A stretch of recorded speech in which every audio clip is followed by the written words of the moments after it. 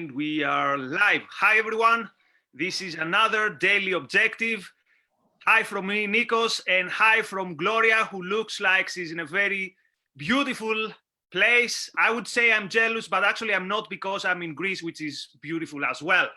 Yeah. And today we have our first Freedom Friday show. So this is going to be something that we do every Friday, and it will be slightly different from our everyday content. So every Friday we will deal with a different aspect of the freedom movement, and we will deal with people or political parties or ideologies that claim to be in the freedom movement, and we will evaluate how they're doing, if they're holding up to what they are supposed to do.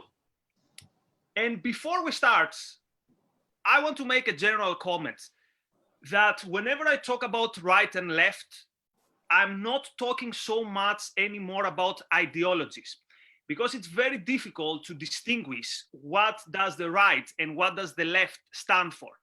And we see them quite often changing their ideas on issues. So, for example, we see the right being more and more hostile to things such as freedom of movement, freedom of and also some aspects of freedom of speech. For example, we see prominent conservative activists in the United States saying if you burn the flag, then you should be expelled from the country or something like that. So the way I see it, when I talk about right and left, I mostly talk about groups of people and what I would call tribes. So groups of people who are held together with party loyalty or tribal loyalty, but what brings them together is not so much the ideology. What brings them together is mostly their opposition to the other group and their opposition to the other, so to speak, to the other tribe. And today, our first, the first movement that we're going to put under consideration is conservatism. And the reason is obvious. We are told that conservatism is what is the opposite pole from the left. Conservatism is what will defend the legacy of Western civilization or of reason or of freedom or of capitalism. However, I've never considered myself a conservative, or I've never voted for a conservative party as far as I can remember. Gloria, do you consider yourself a conservative? Not at all, Nikos, not at all. I actually wrote a book called How to Talk to a Conservative to make the stance that I'm not only defending economic freedom, but I'm also defending all the individual liberties, which is something that conservatives, especially in where I come from in Latin America, don't defend.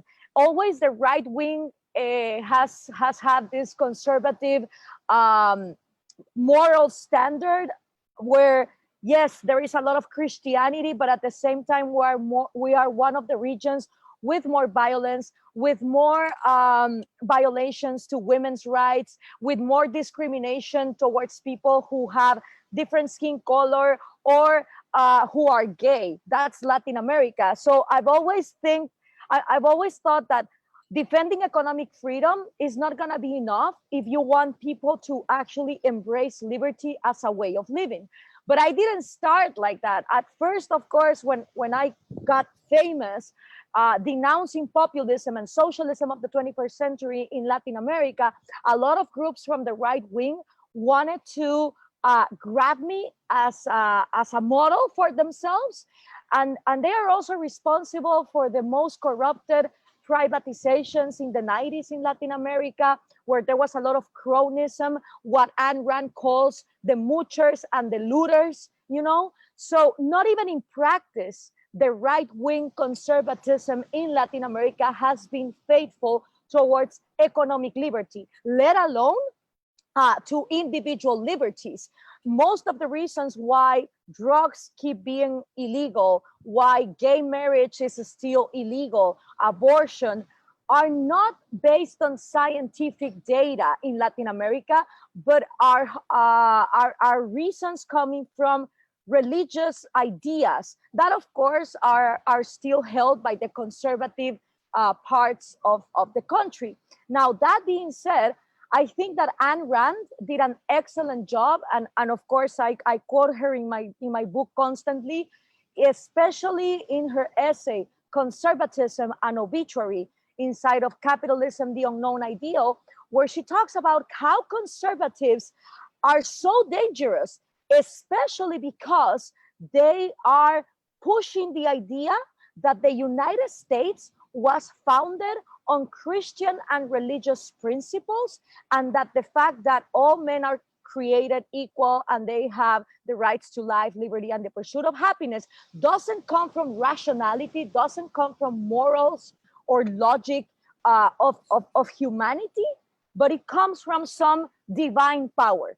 The fact that conservatives have pushed this idea has made it so easy for Democrats or for liberals to trash that and say, okay, if individualism is a thing of dogma and we are not religious, then we can get rid of it and put some collectivism on. So she, and also Friedrich Hayek, where he wrote Why I'm Not a Conservative, they were very keen in expressing that libertarians, objectivists, anarcho-capitalists, and other freedom fighters, the problem is that when they ally with conservatives, always the proposals that go for individual liberty and even economic freedom get abandoned and get lost. And then conservatives just keep on pushing on their crony agenda and on their fake dogmatism,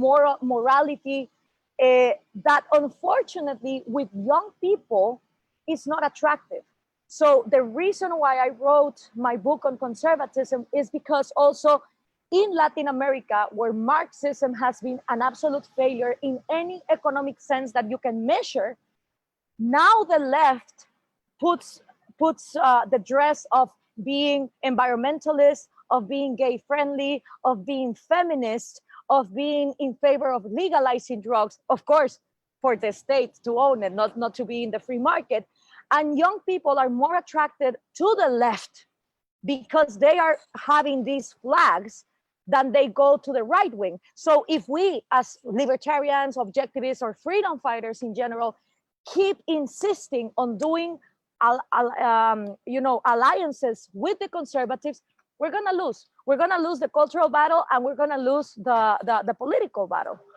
And that's the thing that you mentioned something important about the cultural battle. So conservatives actually say, and that's true, that the field they're mostly active is the culture wars. And there's a very specific reason for that.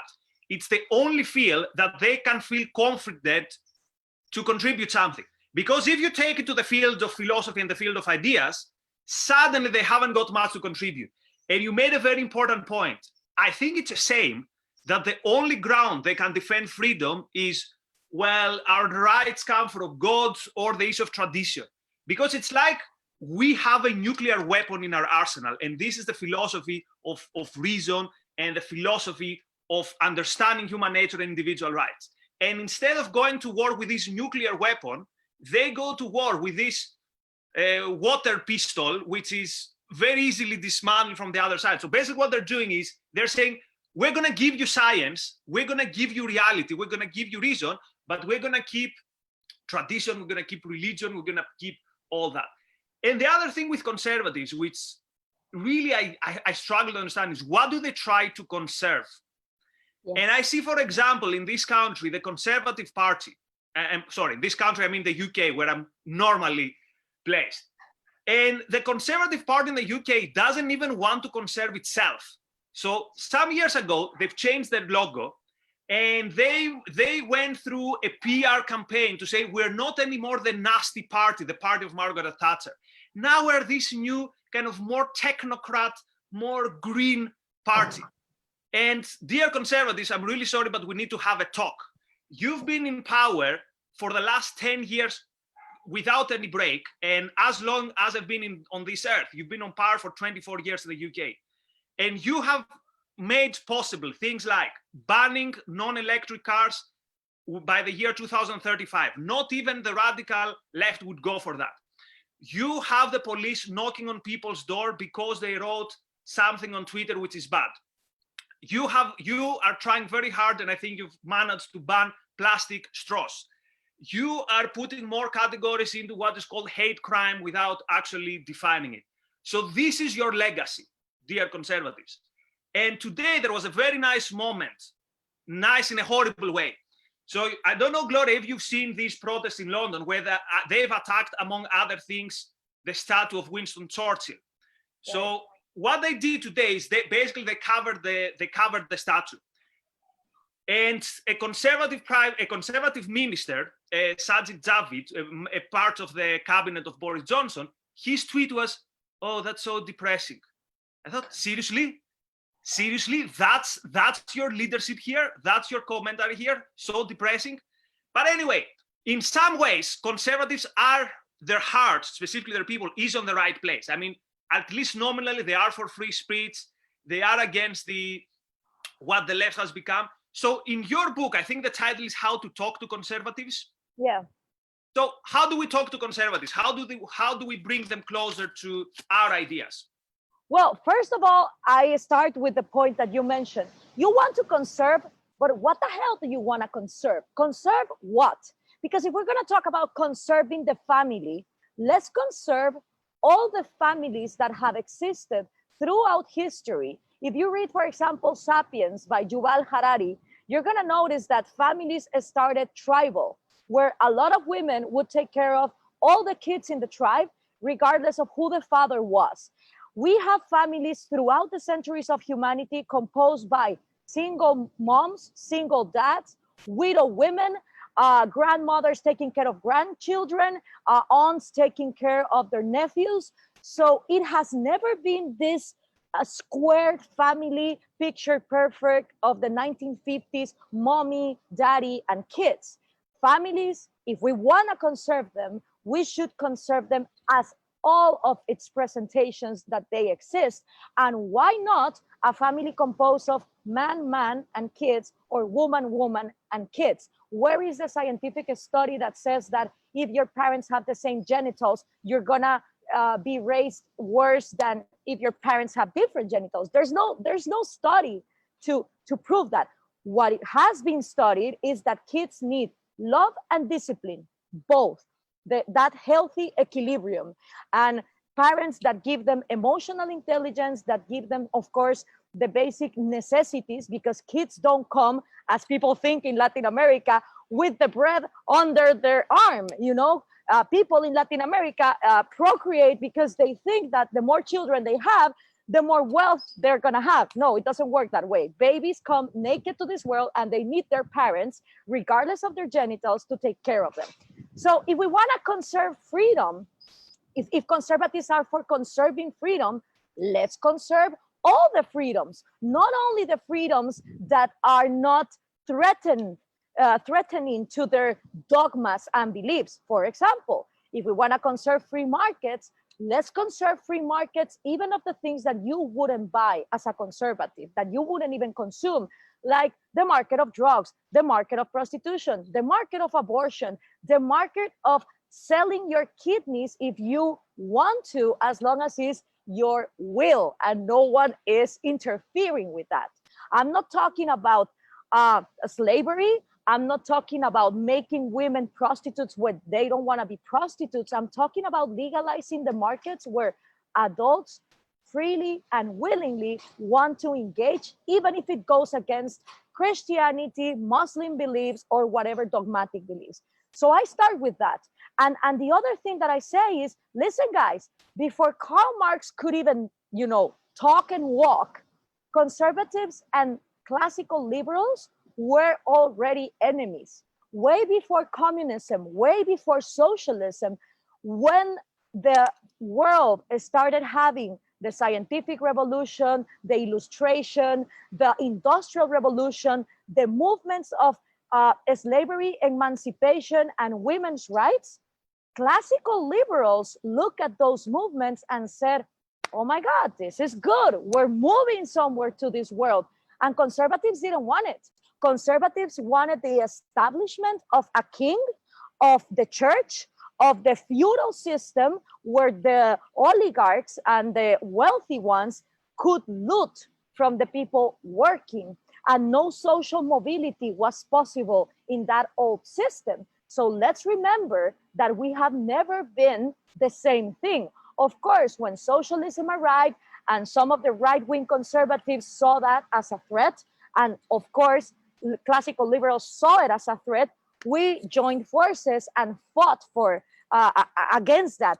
But let's remember, now that you also mentioned the Conservative Party of the UK, and I have a special section in my book about Margaret Thatcher. We already talked about this because she voted to decriminalize homosexuality and also to decriminalize or make legal abortion. There's no conservative right now that would talk about those things, but at the same time, you see conservatives conserving or prostituting themselves, I would call, in order to gain some popularity with some of the worst left-wing regulations and ideas, such as banning straws or going against freedom of speech. And may I remind that Margaret Thatcher said, "My worst enemies," and I quote her on that, and she mentioned it a lot, "My worst enemies were not the socialists. I already knew that the socialists were my enemies. My worst enemies, in order to do the things that needed to be done in order to advance in the agenda of economic freedom and individual liberties in the UK, were the same conservatives, because they didn't want me to go further." You know, like the famous quote of "the ladies not for turning." It didn't only come because the socialists were like, "You are going too far," it's because also the conservatives told her, "We are going to lose popularity." And she said, "I'm not here to be popular. I'm here to do the right thing. And if you're not gonna let me, then I quit." That mentality of at least advancing on economic freedoms is something that conservatives today, let it be the Republicans with Trump or the conservatives in the UK or the right-wing parties in all of Europe and Latin America, they don't have the balls to do that. So why should we bother as genuine freedom fighters, the objectivists even more than the libertarians sometimes? Why should we bother into making alliances with a group of people that always use us to win political elections and win the cultural battle, but once in power, they betray us? Not only they betray us, but they don't even bother with the battle of ideas. So if you have been as a party in power for years, and now we're reaching maybe decades, it's on you that you have lost completely the young people, the universities, that the fact that if you walk these days in the streets of London, if you go to Twitter, you would think that this country has been run by the left, I don't know for how long. That's on the conservatives. But I will end with a more positive note, and you tell me if you agree. I think there is one glimpse of hope. Recently, conservatives have rediscovered in a way the idea of individualism through the ideas of discipline and taking care of oneself and taking oneself seriously. I'm talking about people like Joe Rogan, people like Jordan Peterson. Again, we have a lot of criticism to these people, but there's one very good thing. People like Jocko Willing, who talks about discipline. These people made cool again the idea that you start with yourself. If you want to change the world, you need to start with yourself. Exactly. So maybe the fact that a big part of their audience is conservatives, and if you want to be a cool conservative, you have to follow these podcasts, and this is a glimpse of hope that they will realize that, look, take this principle to its logical conclusion. Why is discipline important? Because law of causality. This is going to link to this. Why is discipline equals freedom? Because you can't have your cake and eat it too. So give us, for the last 30 seconds of the show, give us a glimpse of hope for the future of taking these conservatives out of the bubble of bad ideas and to the light of good ideas. I absolutely agree with you. There is a glimpse of hope, even within the conservative movement, with people such as Peterson and also Ben Shapiro, with whom I don't agree in 100% of the things, but I agree with you. They have made it cool to tell people, you come first. If you don't build on yourself, you're going to be a parasite to your society. So even if you are for the common good, the best thing you can do for your society is be selfish, work on yourself, and have some self-love and self-interest and be responsible. That I agree. And the other positive thing is that internet, which I consider the most libertarian or free country in the world, has made it possible for freedom fighting voices to be heard more than ever before. So at least in Latin America, you have tons of people that are in social media doing the battle of ideas in Argentina, Chile, Peru, Colombia, Mexico, that in the regular channels of decades before would have never been heard. So we have both things. We have healthy competition with good people in the conservative movement, and also a widespread of options for the audience to look at libertarian and objectivist ideas way more than before. So let the better one win. Let's have a healthy, free competition of ideas within socialism and conservatism and true liberty, which for me is both individual and economic. There's one liberty, and it's for the individual, and it comprehends everything. If we have that healthy competition and everyone can compete in equality of terms, then I think that the audience has a chance of really coming to its own criteria. I will say not only we will win in equality of terms, even if it's like one of us versus 1,000, we're still gonna win. Anyway, Gloria, great seeing you. Enjoy the sea and the sun. Thank you. Many thanks to the people who have followed us in this first week of episodes. We started last Friday, and we will see you next week with interesting things. Gloria will be back with us at some point. All the best. Enjoy life. Enjoy your weekend. Bye-bye. You too. Bye, Nikos. Ciao. Enjoy. Thanks. Bye-bye.